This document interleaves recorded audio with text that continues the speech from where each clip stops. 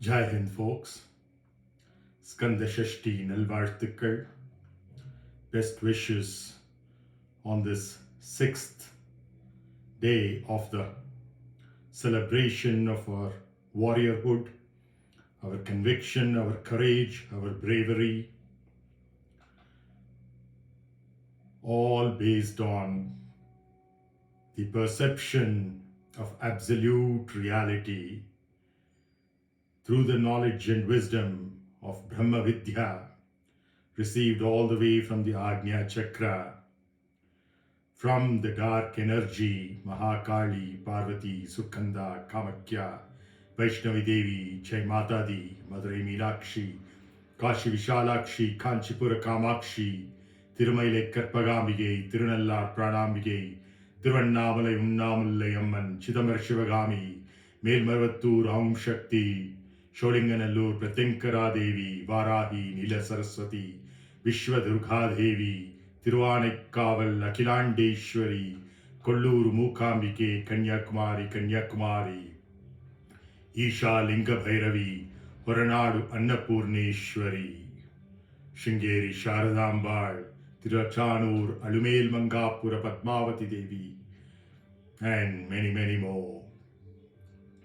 That Devi, that dark energy of ourself, bestows the ultimate perception of things as they are at the svādhisthānā chakra to enhance our valor, courage, and conviction, the bravery of warriorhood to face all kinds of internal situations and therefore be prepared to face any kind of external situations as well.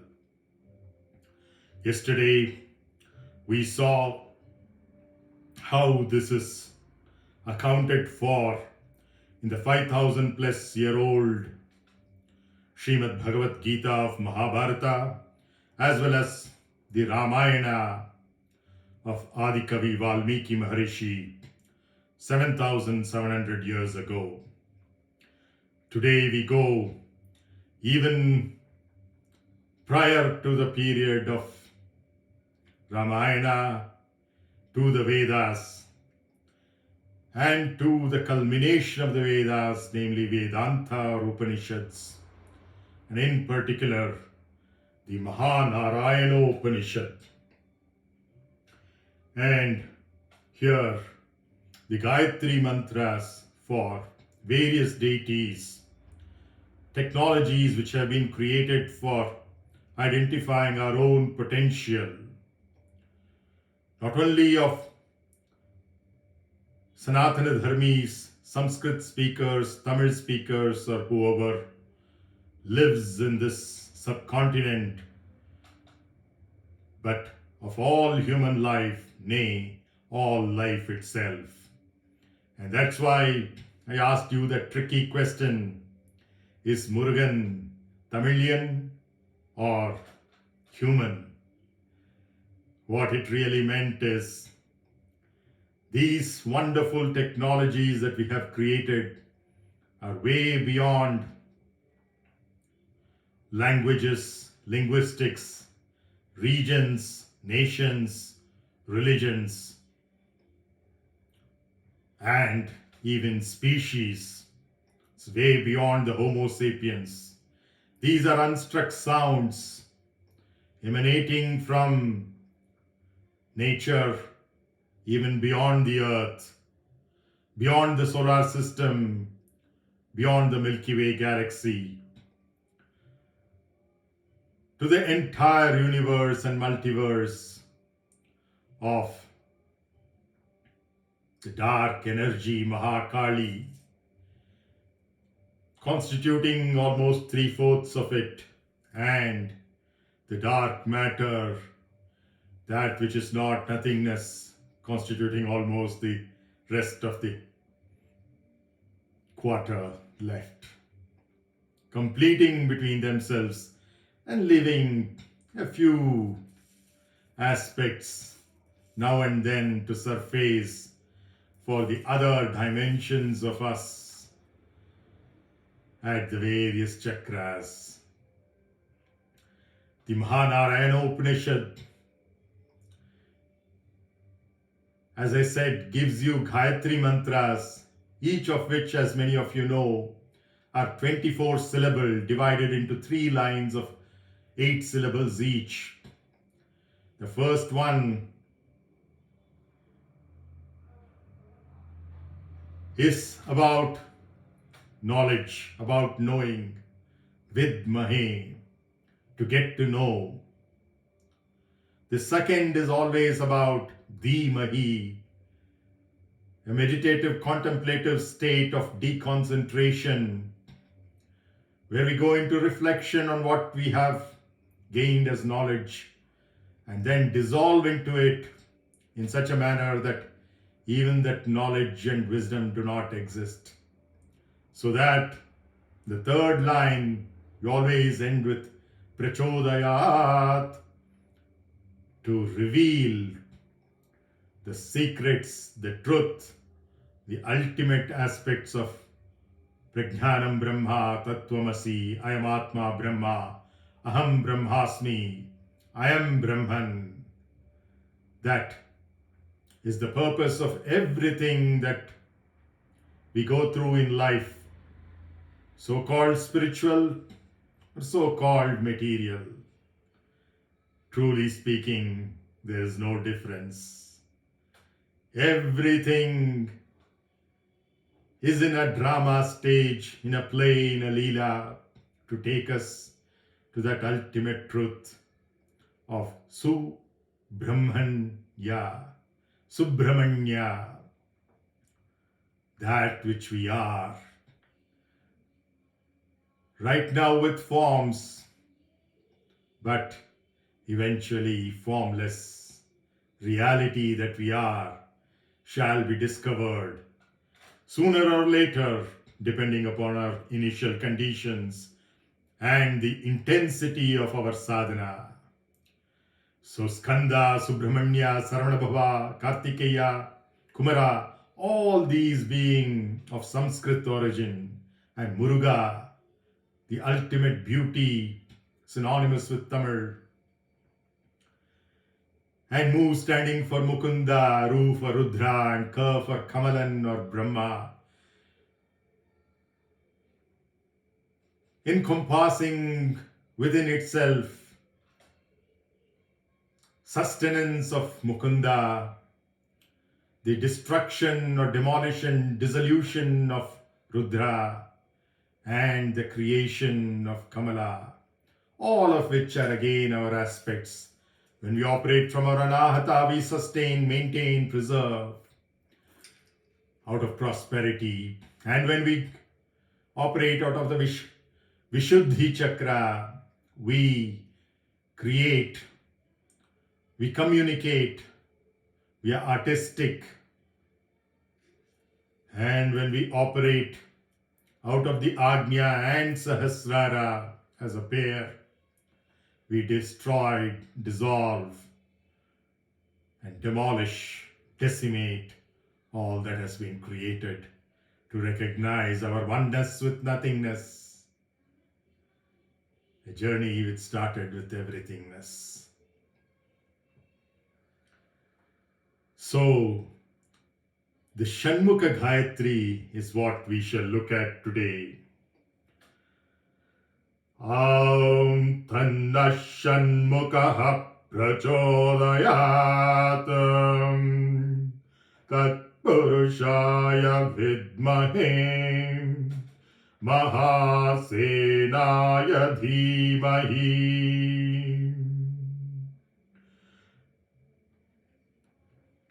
As you see, I went in reverse because, as Sri Krishna says in the Bhagavad Gita,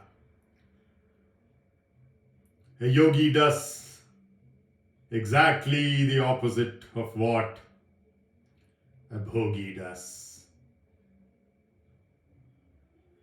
So, let's go through a chant of 108 times of the Shan-mukhā Gāyatri. Aum tat तत्पुरुषाय विद्महे महासेनाय धीमहि तन्नः षण्मुखः प्रचोदयात्। ॐ तत्पुरुषाय विद्महे महासेनाय धीमहि तन्नः षण्मुखः प्रचोदयात्। ॐ तत्पुरुषाय विद्महे महासेनाय धीमहि तन्नः षण्मुखः प्रचोदयात्। ॐ तत्पुरुषाय विद्महे महासेनाय धीमहि तन्नः षण्मुखः प्रचोदयात्। ॐ तत्पुरुषाय विद्महे महासेनाय धीमहि तन्नः षण्मुखः प्रचोदयात्। ॐ तत्पुरुषाय विद्महे महासेनाय धीमहि तन्नः षण्मुखः प्रचोदयात्। ॐ तत्पुरुषाय विद्महे महासेनाय धीमहि तन्नः षण्मुखः प्रचोदयात्। ॐ तत्पुरुषाय विद्महे महासेनाय धीमहि तन्नः षण्मुखः प्रचोदयात्। ॐ तत्पुरुषाय विद्महे महासेनाय धीमहि तन्नः षण्मुखः प्रचोदयात्। ॐ तत्पुरुषाय विद्महे महासेनाय धीमहि तन्नः षण्मुखः प्रचोदयात्। ॐ तत्पुरुषाय विद्महे महासेनाय धीमहि तन्नः षण्मुखः प्रचोदयात्। ॐ तत्पुरुषाय विद्महे महासेनाय धीमहि तन्नः षण्मुखः प्रचोदयात्। ॐ तत्पुरुषाय विद्महे महासेनाय धीमहि तन्नः षण्मुखः प्रचोदयात्। ॐ तत्पुरुषाय विद्महे महासेनाय धीमहि तन्नः षण्मुखः प्रचोदयात्। ॐ तत्पुरुषाय विद्महे महासेनाय धीमहि तन्नः षण्मुखः प्रचोदयात्। ॐ तत्पुरुषाय विद्महे महासेनाय धीमहि तन्नः षण्मुखः प्रचोदयात्। ॐ तत्पुरुषाय विद्महे महासेनाय धीमहि तन्नः षण्मुखः प्रचोदयात्। ॐ तत्पुरुषाय विद्महे महासेनाय धीमहि तन्नः षण्मुखः प्रचोदयात्। ॐ तत्पुरुषाय विद्महे महासेनाय धीमहि तन्नः षण्मुखः प्रचोदयात्। ॐ तत्पुरुषाय विद्महे महासेनाय धीमहि तन्नः षण्मुखः प्रचोदयात्। ॐ तत्पुरुषाय विद्महे महासेनाय धीमहि tannah šan-mukhā prachodayāt. Ām tatpuruṣāya vidmahe mahā-sāgāya dhīmahi tannah šan-mukhā prachodayāt. Ām tatpuruṣāya vidmahe mahā-sāgāya dhīmahi tannah šan-mukhā prachodayāt. Ām tatpuruṣāya vidmahe mahā-sāgāya dhīmahi tannah šan-mukhā prachodayāt. Ām tatpuruṣāya vidmahe mahā-sāgāya dhīmahi tannah šan-mukhā prachodayāt. Ām tatpuruṣāya vidmahe mahā-sāgāya dhīmahi tannah šan-mukhā prachodayāt. Ām tatpuruṣāya vidmahe mahā-sāgāya dhīmahi tannah šan-mukhā prachodayāt. Ām tatpuruṣāya vidmahe mahā-sāgāya dhīmahi tannah šan-mukhā prachodayāt. Ām tatpuruṣāya vidmahe mahā-sāgāya dhīmahi tannah šan-mukhā prachodayāt. Ām tatpuruṣāya vidmahe mahā-sāgāya dhīmahi tannah šan-mukhā prachodayāt. Ām tatpuruṣāya vidmahe mahā-sāgāya dhīmahi tannah šan-mukhā prachodayāt. Ām tatpuruṣāya vidmahe mahā-sāgāya dhīmahi tannah šan-mukhā prachodayāt. Ām tatpuruṣāya vidmahe mahā-sāgāya dhīmahi tannah šan-mukhā prachodayāt.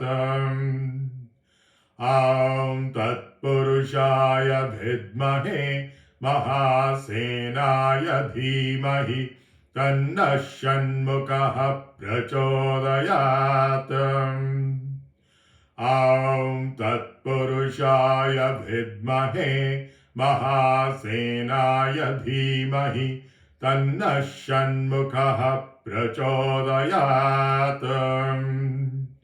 Ām tatpuruṣāya vidmahe mahā-sāgāya dhīmahi tannah šan-mukhā prachodayāt. Ām tatpuruṣāya vidmahe mahā-sāgāya dhīmahi tannah šan-mukhā prachodayāt.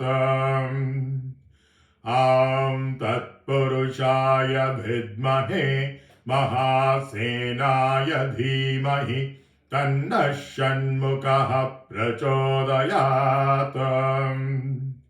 Ām tatpuruṣāya vidmahe mahā-sāgāya dhīmahi tannah šan-mukhā prachodayāt.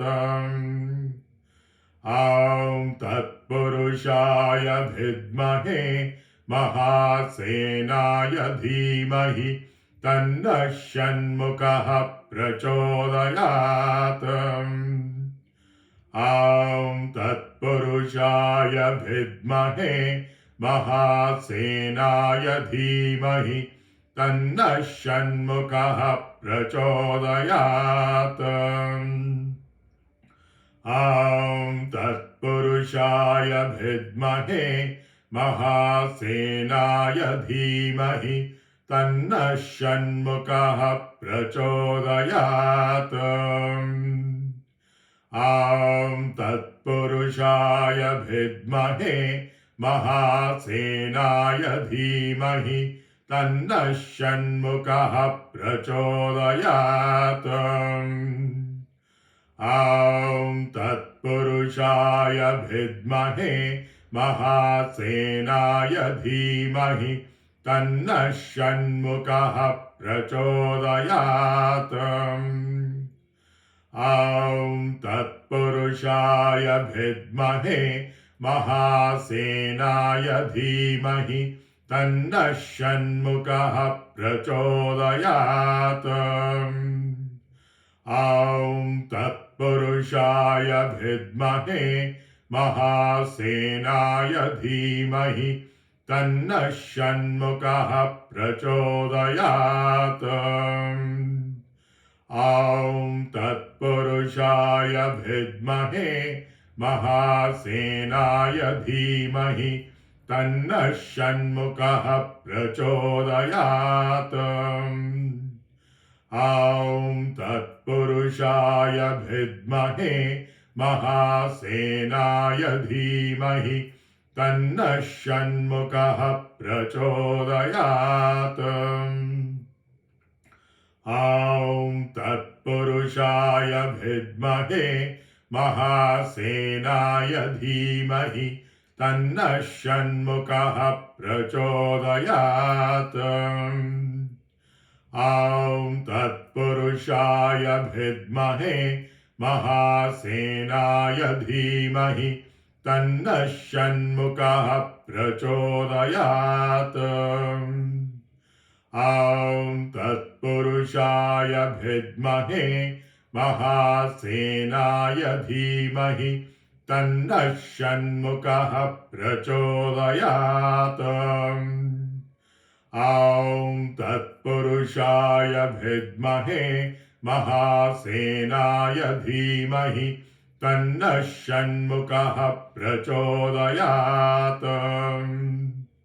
ॐ तत्पुरुषाय विद्महे महासेनाय धीमहि तन्नः षण्मुखः प्रचोदयात्।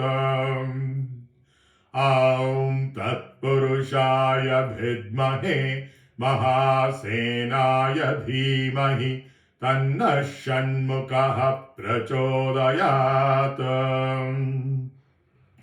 ॐ तत्पुरुषाय विद्महे महासेनाय धीमहि तन्नः षण्मुखः प्रचोदयात्।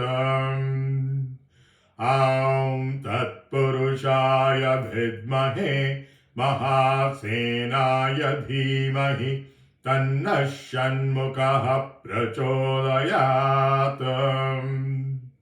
ॐ तत्पुरुषाय विद्महे महासेनाय धीमहि तन्नः षण्मुखः प्रचोदयात्।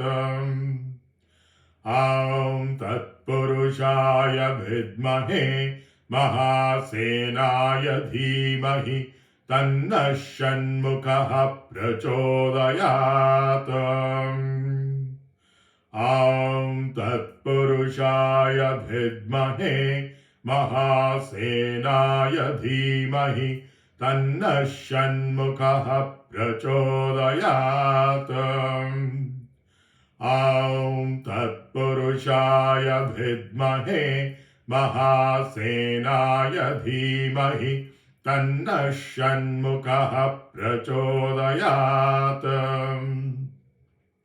ॐ तत्पुरुषाय विद्महे महासेनाय धीमहि तन्नः षण्मुखः प्रचोदयात्।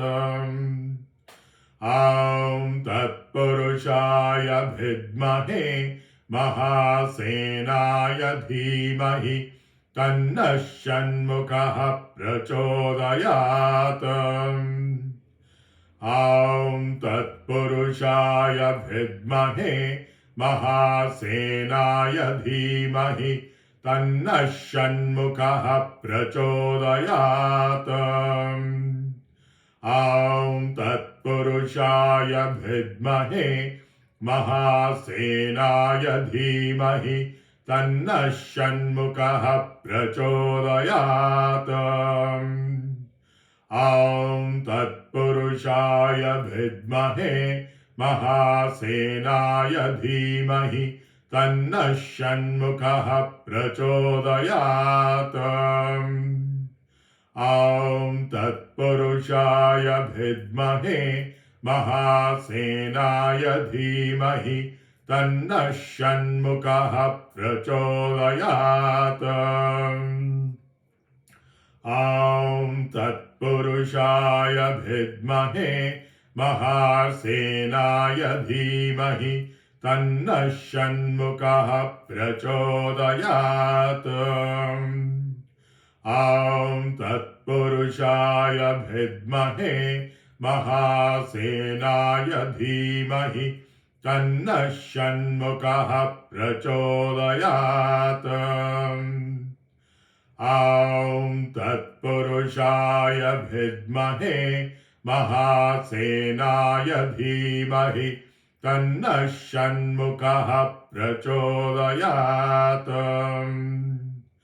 ॐ तत्पुरुषाय विद्महे महासेनाय धीमहि तन्नः षण्मुखः प्रचोदयात्। ॐ तत्पुरुषाय विद्महे महासेनाय धीमहि तन्नः षण्मुखः प्रचोदयात्। ॐ तत्पुरुषाय विद्महे महासेनाय धीमहि तन्नः षण्मुखः प्रचोदयात्। ॐ तत्पुरुषाय विद्महे महासेनाय धीमहि तन्नः षण्मुखः प्रचोदयात्। ॐ तत्पुरुषाय विद्महे महासेनाय धीमहि तन्नः षण्मुखः प्रचोदयात्। ॐ तत्पुरुषाय विद्महे महासेनाय धीमहि तन्नः षण्मुखः प्रचोदयात्। ॐ तत्पुरुषाय विद्महे महासेनाय धीमहि तन्नः षण्मुखः प्रचोदयात्। ॐ तत्पुरुषाय विद्महे महासेनाय धीमहि तन्नः षण्मुखः प्रचोदयात्। ॐ तत्पुरुषाय विद्महे महासेनाय धीमहि तन्नः षण्मुखः प्रचोदयात्। ॐ तत्पुरुषाय विद्महे महासेनाय धीमहि तन्नः षण्मुखः प्रचोदयात्। ॐ तत्पुरुषाय विद्महे महासेनाय धीमहि तन्नः षण्मुखः प्रचोदयात्। ॐ तत्पुरुषाय विद्महे महासेनाय धीमहि तन्नः षण्मुखः प्रचोदयात्। ॐ तत्पुरुषाय विद्महे महासेनाय धीमहि तन्नः षण्मुखः प्रचोदयात्। ॐ तत्पुरुषाय विद्महे महासेनाय धीमहि तन्नः षण्मुखः प्रचोदयात्। ॐ तत्पुरुषाय विद्महे महासेनाय धीमहि तन्नः षण्मुखः प्रचोदयात्। ॐ तत्पुरुषाय विद्महे महासेनाय धीमहि तन्नः षण्मुखः प्रचोदयात्। ॐ तत्पुरुषाय विद्महे महासेनाय धीमहि तन्नः षण्मुखः प्रचोदयात्। ॐ तत्पुरुषाय विद्महे महासेनाय धीमहि तन्नः षण्मुखः प्रचोदयात्। ॐ तत्पुरुषाय विद्महे महासेनाय धीमहि तन्नः षण्मुखः प्रचोदयात्। ॐ तत्पुरुषाय विद्महे महासेनाय धीमहि तन्नः षण्मुखः प्रचोदयात्। ॐ तत्पुरुषाय विद्महे महासेनाय धीमहि तन्नः षण्मुखः प्रचोदयात्। ॐ तत्पुरुषाय विद्महे महासेनाय धीमहि तन्नः षण्मुखः प्रचोदयात्। ॐ तत्पुरुषाय विद्महे महासेनाय धीमहि तन्नः षण्मुखः प्रचोदयात्। ॐ तत्पुरुषाय विद्महे महासेनाय धीमहि तन्नः षण्मुखः प्रचोदयात्। ॐ तत्पुरुषाय विद्महे महासेनाय धीमहि तन्नः षण्मुखः प्रचोदयात्। ॐ तत्पुरुषाय विद्महे महासेनाय धीमहि तन्नः षण्मुखः प्रचोदयात्। ॐ तत्पुरुषाय विद्महे महासेनाय धीमहि तन्नः षण्मुखः प्रचोदयात्। ॐ तत्पुरुषाय विद्महे महासेनाय धीमहि तन्नः षण्मुखः प्रचोदयात्। ॐ तत्पुरुषाय विद्महे महासेनाय धीमहि तन्नः षण्मुखः प्रचोदयात्। ॐ तत्पुरुषाय विद्महे महासेनाय धीमहि तन्नः षण्मुखः प्रचोदयात्। ॐ तत्पुरुषाय विद्महे महासेनाय धीमहि तन्नः षण्मुखः प्रचोदयात्। ॐ तत्पुरुषाय विद्महे महासेनाय धीमहि तन्नः षण्मुखः प्रचोदयात्। ॐ तत्पुरुषाय विद्महे महासेनाय धीमहि तन्नः षण्मुखः प्रचोदयात्। ॐ तत्पुरुषाय विद्महे महासेनाय धीमहि तन्नः षण्मुखः प्रचोदयात्। ॐ तत्पुरुषाय विद्महे महासेनाय धीमहि तन्नः षण्मुखः प्रचोदयात्।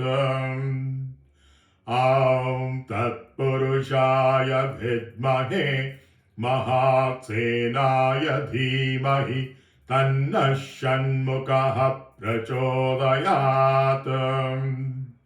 ॐ तत्पुरुषाय विद्महे mahā-sēnāya dhīmahi tanna šan-mukhā prachodayāt.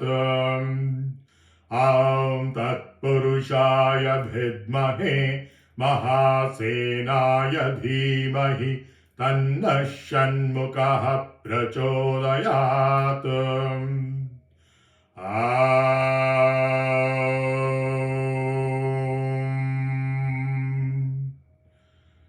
Tat-puruṣāya vidmahe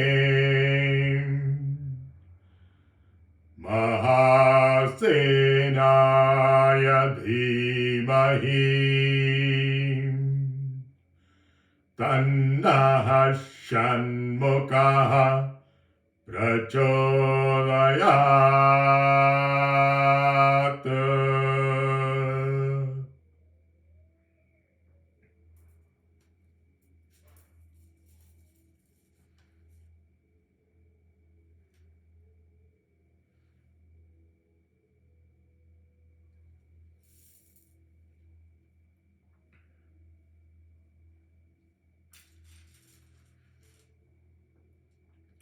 The Chief of Defense Staff has been meditated upon. Mahā-sēnā, the great armed force, defense force, military force. We have done dhīmahi about it. Right here. With its weapon of Brahma-shastra, Brahma-vidya yoga-shastra, the theory and practice, the philosophy and the technique, the veil, deepening the roots and broadening the vision, since it arrived from the third eye, Ajna chakra of perception, from Mahakali to Sarvabhava, who on his either sides has his energy, that is, our valor, our courage, our conviction is Muruga, and it is accompanied by Ichcha-shakti or Valli, that is our willpower, Kriya-shakti or Devayani, our power of action, our power to think, to speak, to act, and our jnana shakti, the power of knowledge, wisdom. Aum Shakti, Aum Shakti, Aum Shakti, Aum Adi-shakti, Para-shakti, Mahā-shakti, Aum. Aum Shakti, Aum Shakti, Aum Shakti, Aum. Ichcha-shakti, Kriya-shakti, Jnana-shakti, Aum. And today, I hope, in the Nitya Pradosha Kala 4 to 6, you happen to see the wonderful spectacle of rituals at tiru-send-ūr in Tamil Nadu, on the seashore temple of Jayantipura, the original name of tiru-send-ūr, the original Sanskrit name, Jayantipura. And there we saw our rāga, dvéśa, and ahamkāra being demolished in the forms of tarakāsurā, simhamukhan, and sūra-padman. And that sūra-padman took the form of a tree and split into two. One became a peacock, the other became a rooster, a cock-a-doodle-doo. The peacock is a representation of our ecstatic bliss and blissful ecstasy, which we ride upon far and wide to spread the beauty to spread the message of oneness, of nothingness and everythingness. Because these two are the daughters of everythingness. Valli and Devyane are just forms of the creativity of our everythingness. Even though its main principle is sustenance, maintenance and preservation at the anahata, it's created these energy forms of Ichcha-shakti, Valli, and Kriya-shakti, Devyane, and bestowed that as the energies or powers of our own valor, courage, bravery, warriorship, the chief of defense staff, the mahā-sēnādhipati tattva. And it has the Seval Kodi, the rooster as its flag, to show that spiritual awakening is its insignia, is its mudra, is its stamp, the rubber stamp. That not only is it spiritually awakened, but would like to spread that awakening far and wide wherever it goes, riding its bliss and ecstasy, that is the peacock.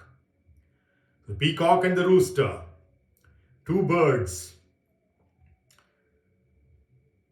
very different from each other, but having a message for us to awaken spiritually and to go far and wide, riding our beautiful, blissful ecstasy, inspiring and motivating, encouraging others to follow their own paths, everyone his own, her own religion. That's what the way of life of Sanatana Dharma is. That's why it's able to encompass everything in this entire universe, leave alone this world. Everything is but a ray of Sanatana Dharma. So may you be blessed by this tattva, this wonderful tattva of šan-mukhā, the 6 phases that we take upon at the svādhisthānā chakra, fulfilling all our responsibilities as an ability to respond rather than as a blame. Jai Hind, folks.